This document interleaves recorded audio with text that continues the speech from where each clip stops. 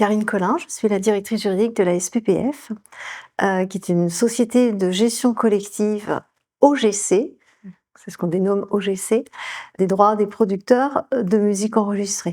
Et j'exerce cette fonction depuis 91. J'ai rejoint la SPPF pas tout à fait à l'origine de la création de la société. J'ai un double cursus universitaire, je maîtrise en droit privé et en parallèle j'ai suivi un magistère en droit de la communication et des nouvelles technologies à Poitiers, donc qui était dirigé par le professeur André-Jacques Lucas, qui était un des spécialistes de la propriété littéraire artistique en France, avec le professeur Françon qui lui était à la Sorbonne. Voilà.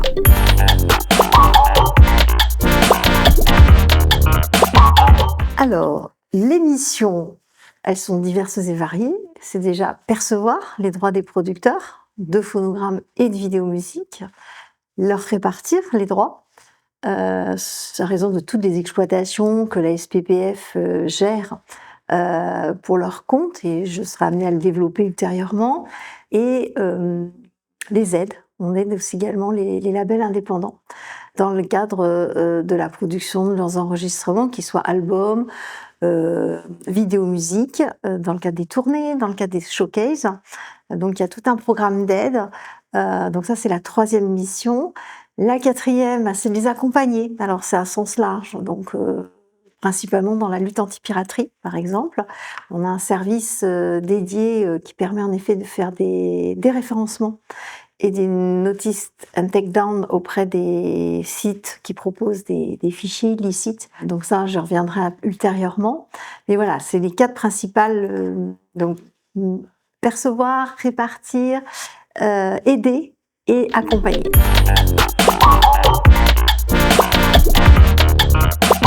Pour faire un petit point historique, parce qu'il y a une raison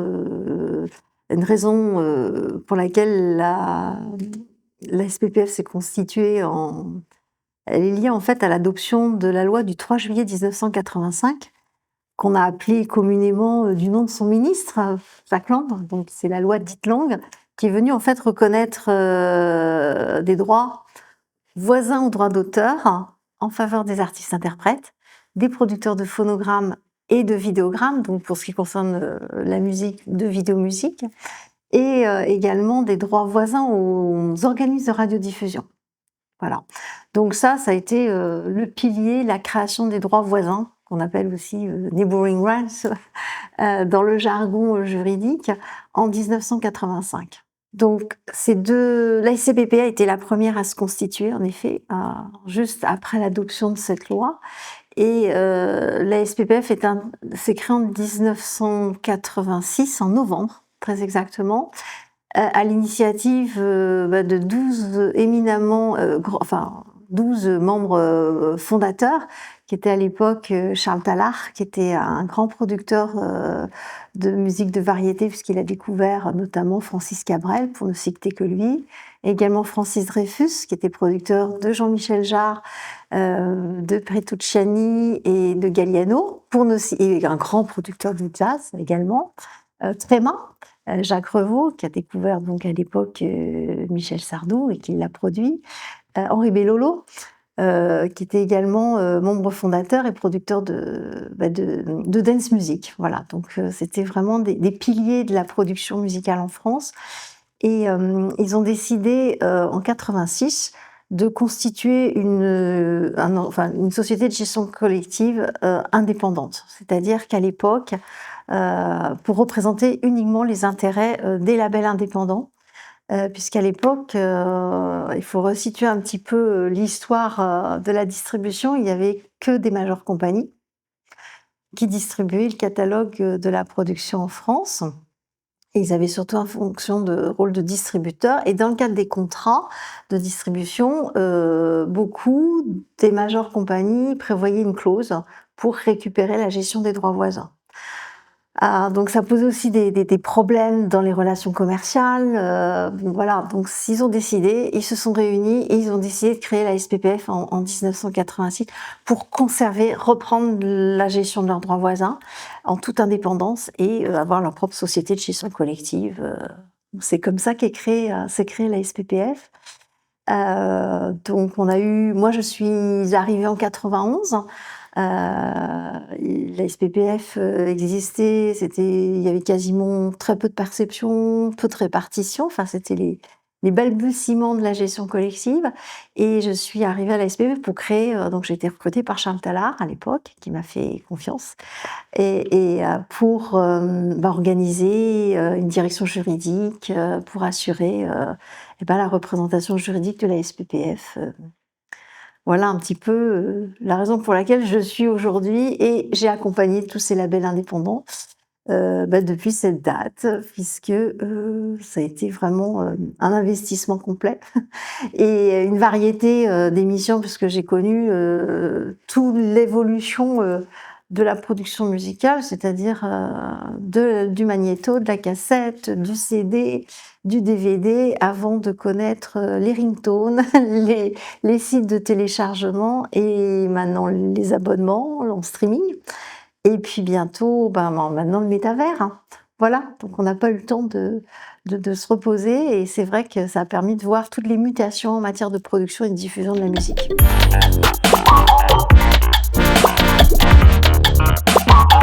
Juste pour resituer, en effet, il y a 2 sociétés de gestion collective, la SCPP, la SPPL, qui représentent des catalogues phonographiques et vidéomusicaux différents, des producteurs différents, mais on a le même objet social, le même type de mandat pour gérer les droits des producteurs. Il y a quand même une grande différence, c'est l'ADN, hein. C'est-à-dire que nous représentons à la SPPF uniquement des producteurs indépendants. Depuis l'origine, il n'y a pas une majeure compagnie. Donc c'est vraiment une société qui est dédiée, c'est la maison des indépendants, c'est une maison commune qui s'est créée dès 86 et qui a toujours eu cet ADN, c'est-à-dire de représenter des entrepreneurs, des personnes qui ont investi personnellement pour monter leur label, et qui ne sont pas salariés de leur label. Donc c'est vraiment une marque importante de différenciation, donc avec des préoccupations différentes de celles des majeures compagnies qui sont représentées par la SCPP, même si la SCPP représente également des labels indépendants, hein, mais à la SCPP, il y a quand même les plus gros producteurs qui font quand même la diversité de la production musicale indépendante en France.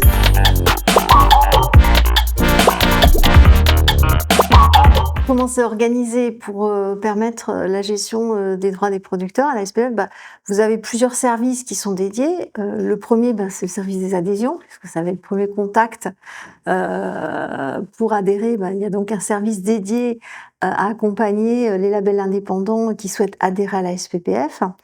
Et ils sont toujours de plus en plus nombreux chaque année, puisque je crois que cette année on a encore battu un record. On est à 256 labels indépendants qui ont rejoint la maison commune, hein, donc montre qu'il y a encore beaucoup de richesses et de producteurs qui se lancent dans l'aventure.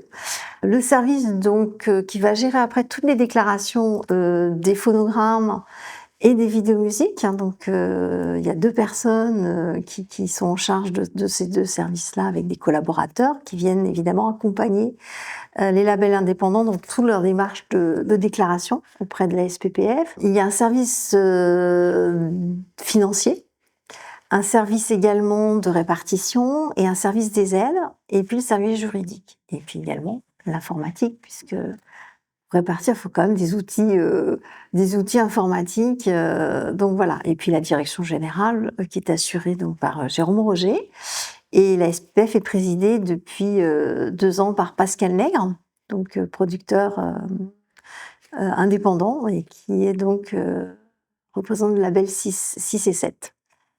Voilà, et la SPPF est administrée par un conseil d'administration qui est composé exclusivement de producteurs indépendants, de toutes les diversités esthétiques musicales. Donc il y a du rock, il y a du rap, il y a du classique, il y a de la dance, de la variété française, internationale. Donc toutes les diversités de musique sont représentées au sein du conseil d'administration de la SPPF. Et l'autre organe de gouvernance, entre guillemets, il y a également un comité de surveillance, voilà, qui est composé aussi de 3 associés, donc qui sont là également contrôler la mise en œuvre des décisions qui sont prises par le conseil d'administration ou votées en assemblée générale.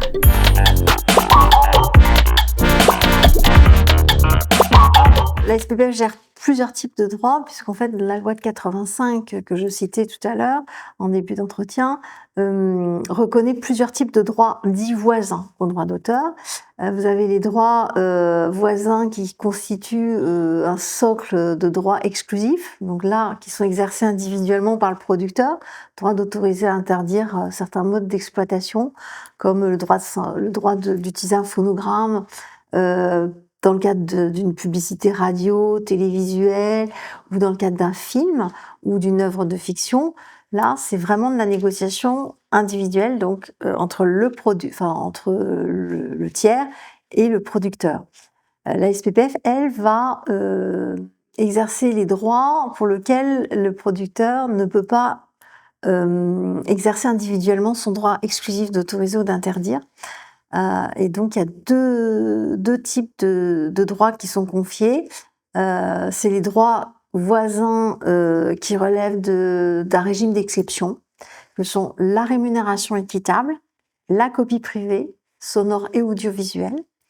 Et l'autre droit qui est assuré par la SPPF, c'est la gestion collective pour certains modes d'exploitation de masse, que ce soit pour les vidéomusiques ou les phonogrammes, pour lesquels le producteur n'a pas la capacité d'autoriser ou d'interdire.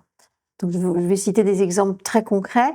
La gestion des attentes téléphoniques, par exemple, c'est un secteur d'utilisation extrêmement hétérogène, éparpillé dans toute la France. Ça va de l'hôtel-restaurant au coiffeur du quartier. C'est très compliqué pour un producteur d'aller négocier et les utilisations de ces phonogrammes. Voilà. Les programmes de musique d'ambiance également, que vous entendez quand vous faites votre marché, vous êtes dans un restaurant, il y a de la musique d'ambiance. Généralement, ils sont soit fournis par des producteurs, enfin ce qu'on appelle des sonorisateurs professionnels. Donc la SPPF gère ce type d'utilisation. L'autre cas que je pourrais, mode d'exploitation qu'on gère également, c'est les podcasts, par exemple, traditionnels, c'est-à-dire toutes les émissions qui sont sur les scènes de radio, qu'on va retrouver en podcast et qui contiennent des phonogrammes du commerce. Donc ça, c'est également géré collectivement par la SPPF. Des écoutes d'extraits aussi, les pré-écoutes, pour acheter un CD en ligne ou le downloader, la pré-écoute est gérée aussi dans le cadre des mandats de gestion. Donc c'est un peu la différence entre la gestion collective obligatoire, donc rémunération équitable et copie privée sonore et audiovisuelle, et la gestion collective volontaire, où là c'est le producteur qui mandate la SPPF pour exercer ses droits à sa place. Voilà.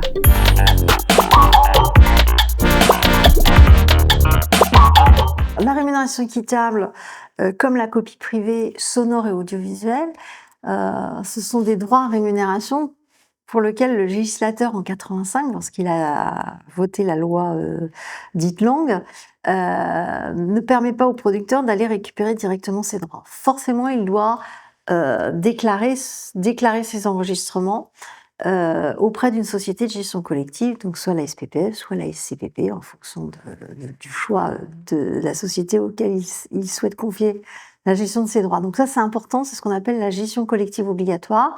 Pour ce qui concerne la rémunération équitable, en fait, ce sont des sommes qu'on collecte pour les exploitations suivantes, les diffusions en radio, qu'elles soient dans radio privée, radio du service public, dans les magasins, tout ce qui est lieu accessible au public, qui sont sonorisés au moyen de musique enregistrée, donc soit la reprise de radio ou de programmes de sonorisation. Certains modes d'exploitation faits par les télévisions pour sonoriser un certain nombre de leurs programmes. Par exemple, les programmes de flux, les jeux télé, etc. C'est en gestion collective et c'est assuré donc par la SPRE, qui est en fait l'organisme qui représente à la fois le collège artiste, donc ADAMI et SPEDIDAM, qui sont les 2 sociétés de gestion collective en France. L'ADAMI représentant, pour faire simple, les artistes solistes, et les musiciens donc sont représentés par la SPEDIDAM, et puis la SCPP et la SPPF. Puisqu'en fait la loi impose, en tout cas va fixer une règle de partage de ces droits, rémunération équitable, 50% au collège artiste et 50% au collège producteur de phonogrammes. Pour la copie privée, en France, elle est perçue par une société intermédiaire de perception qui est Copie France. Donc, elle va collecter auprès des fabricants et supports d'enregistrement vierge et auprès des vendeurs de devices qui permettent d'effectuer des copies privées à titre personnel. Donc, voilà. Donc, ça peut être des iPhones. Aujourd'hui, on perçoit, quand vous achetez un iPhone, on perçoit, le consommateur paye, puisque c'est répercuté, le prix de la copie privée. Donc sur les tablettes, sur les enregistreurs, les box également, tout ce qui permet à un particulier d'effectuer de la copie privée, soit sonore, soit audiovisuelle, est perçu par Copie France. Et Copie France, donc également, il y a une clé de partage légale. La copie privée sonore, elle est reversée à raison de 50% au collège dit auteur, 25% au collège artiste-interprète, donc Adamis Spedidam, et 25% au collège producteur de disques, donc représenté par la SCPP et la SPPF. Pour l'audiovisuel, également une clé de partage légale a été prévue par le législateur. Donc c'est 1/3 pour le collège artiste, 1/3 pour le collège auteur et 1/3 pour le collège producteur audiovisuel. Et dans les producteurs audiovisuels, la SPPF et la SCPP sont représentées puisqu'on gère des vidéos-musiques qui peuvent faire l'objet de copies privées. Bah, en fait, en France, on est quand même on est une spécificité en France, c'est qu'on a une multitude d'organismes de gestion collective. On va citer 4, la DAMI et la SPIDAM pour les artistes, la SCPP et la SPPF pour les producteurs de musique enregistrée, phonogrammes et vidéo-musique. Dans l'Union européenne, comme la protection des artistes et des producteurs est également reconnue dans le cadre de directives, dans tous les pays membres de l'Union européenne, les 27, mais également dans d'autres pays en dehors de l'Union européenne, il existe des organismes de gestion collective qui représentent ces catégories de titulaires de droits voisins. Alors certains organismes de gestion collective, c'est plus simple dans certains pays parce que par exemple aux Pays-Bas, c'est la même société. Il y a un collège artiste, il y a un collège producteur. En Suisse également, enfin la Suisse ne fait pas partie de l'Union européenne, mais l'Allemagne par exemple, la GVL en Allemagne représente à la fois les artistes et les producteurs. Donc il n'y a pas cette multitude. C'est un petit peu la spécificité française qui rend encore plus complexe la gestion collective.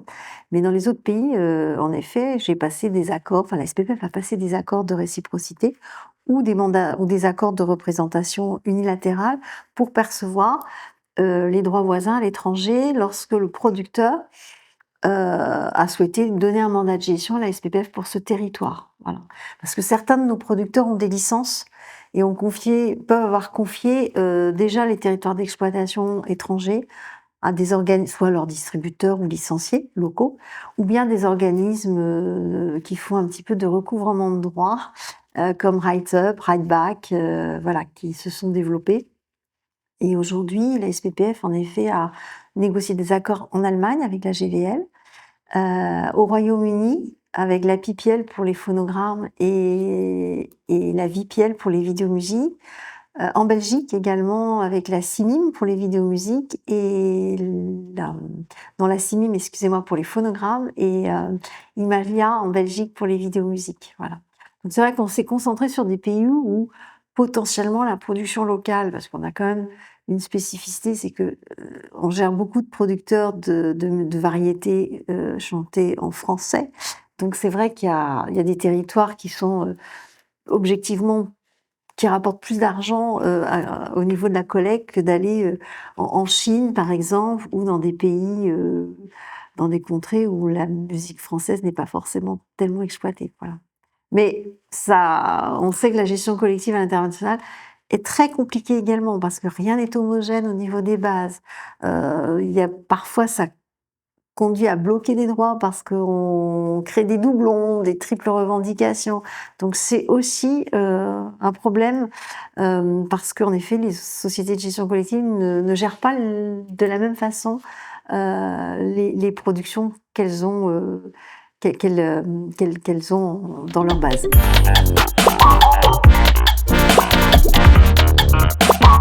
Bah, en fait, en France, on est quand même on est une spécificité en France, c'est qu'on a une multitude d'organismes de gestion collective.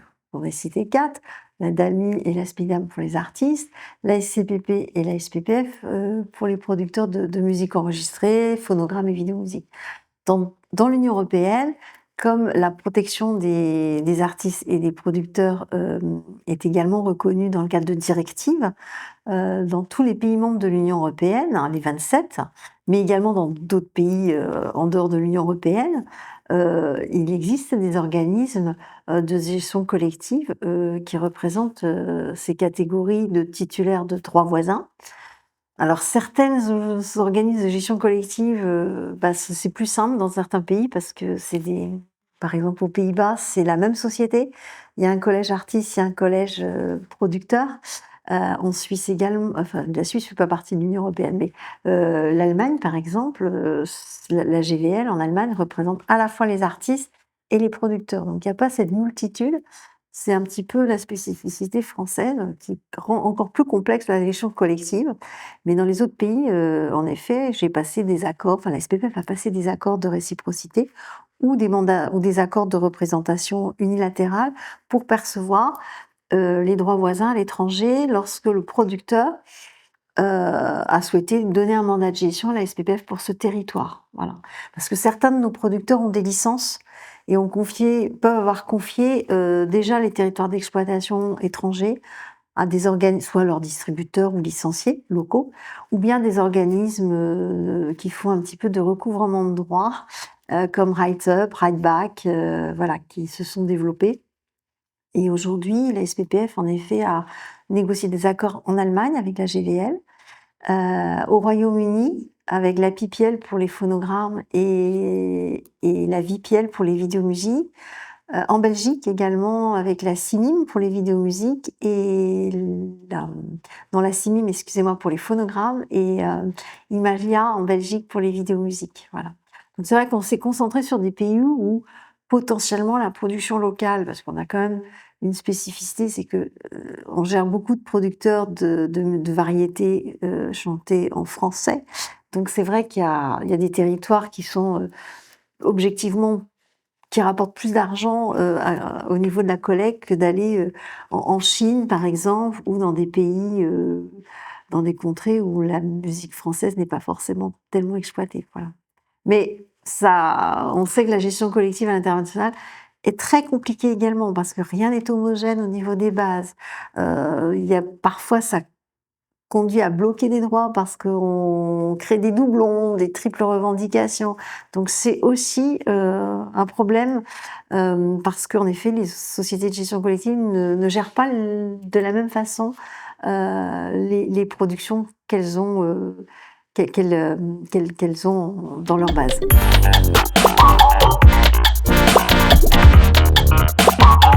Alors le code ISRC, c'est une norme ISO qui est un identifiant unique, qui permet d'identifier le phonogramme ou la vidéomusique, puisque ça vaut aussi pour la vidéomusique, et le producteur qui a financé cette vidéomusique. Donc il est de plus en plus important parce que beaucoup de sociétés de gestion collective ou même de diffuseurs qui utilisent des phonogrammes indiquent dans les relevés les codes ISRC. Et ça, c'est de la responsabilité du producteur d'implémenter au niveau du pré-mastering ces fameux codes ISRC. Donc c'est lui qui les gère. Donc c'est un code alphanumérique composé de 12 caractères. Donc ça identifie le pays de la nationalité du producteur.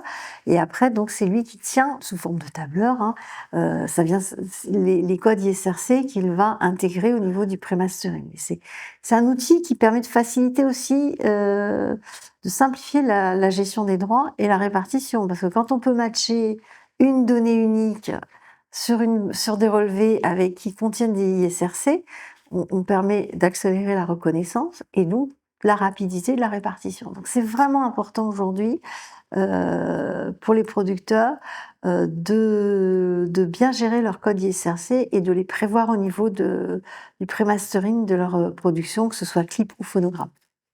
Ça fait partie des métadonnées, hein. Donc c'est vraiment important. Aujourd'hui, quand vous allez, vous avez un contrat avec Deezer, vous avez une nouveauté, ça fait partie des métadonnées. Ça figure dans c'est vital aujourd'hui. Alors quand c'est pas renseigné, c'est un peu dommage parce que pour les raisons que je viens d'expliquer, c'est que du coup, ça ralentit la reconnaissance, ça ralentit, les répartitions, en tout cas du point de vue de la société de gestion collective que je représente. Voilà, donc c'est vraiment important et ça fait partie des métadonnées qui sont essentielles, qui en fait la fiche d'identité. Ça fait partie de la fiche d'identité, hein, dans le cadre d'un label copie, voilà, vous avez le titre du phonogramme, l'artiste-interprète, voilà, donc ça fait partie, un élément essentiel des métadonnées. Nous, on le demande, hein, dans les relevés de diffusion, pour les utilisateurs de musique ou de vidéomusique, c'est un champ qu'on leur demande de renseigner.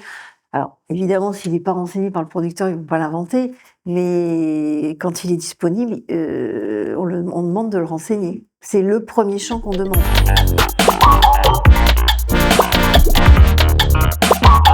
C'est l'assemblée générale sur proposition du conseil d'administration qui, en fonction des droits qui sont perçus par la SPPF, donc la copie privée, sonore, audiovisuelle, la rémunération équitable, détermine des critères de répartition. Qui sont mis en œuvre par la SPPF. Donc, si c'est dans les lieux sonorisés, ben, ça va être une partie qui va être basée sur les programmes de sonorisation, une partie sur les ventes de supports, d'enregistrement, une partie sur les radios. La rémunération équitable qu'on perçoit de l'ASPRE via les télés, ça va être sur une partie des programmes d'un panel de télévision, du service public, du service privé, idem pour les radios, et pour la copie privée, on travaille beaucoup sur des sondages pour savoir la source de la copie. Est-ce que c'est de la source radio? Est-ce que c'est de la source d'achat de fichiers? Voilà, donc ça c'est important aussi, c'est des éléments qu'on prend en compte et qui vont après permettre au conseil d'administration de définir ces critères de répartition. Pour les vidéomusiques, c'est également pareil. Donc dans les cadres des diffusions, on demande aux diffuseurs des relevés de diffusion sur lesquels ils vont reporter